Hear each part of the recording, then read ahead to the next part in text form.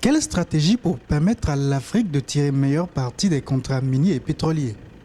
Le continent noir détient en proportion mondiale 54% de platine, 78% de diamants ou encore 38% de manganèse, mais les revenus issus de l'extraction de ces ressources restent largement faibles par rapport au potentiel selon plusieurs observateurs. Et pour cause, les clauses des contrats miniers et pétroliers qui profiteraient bien plus aux acheteurs qu'aux pays vendeurs. La Banque africaine de développement dénombre aujourd'hui 19 pays d'Afrique subsaharienne où les réserves d'hydrocarbures, de pétrole, de gaz ou encore de charbon sont relativement importantes. Mais faute de meilleures clauses des contrats miniers, ces pays se retrouvent sans le savoir bien souvent avec des revenus largement en dessous de la normale. La négociation de ces contrats nécessite une certaine technicité dont on ne dispose pas toujours de ces pays.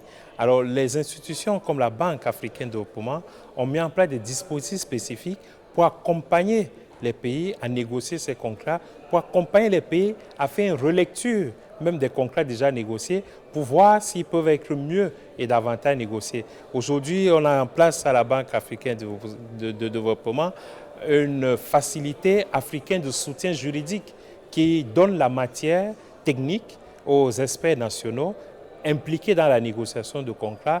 Les profits nets des compagnies minières et pétrolières étrangères en Afrique ont augmenté de 156% en 2010, alors que dans le même temps, les gains des pays, eux, n'ont accru que de 60% selon un rapport de la Banque africaine de développement.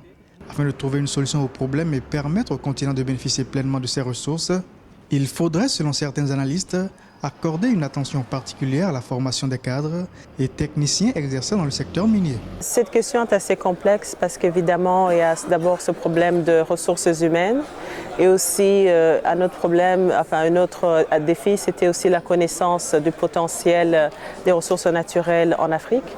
Parce que dans plusieurs pays, c'est même la prospectivité de chaque pays n'est pas encore totalement établie.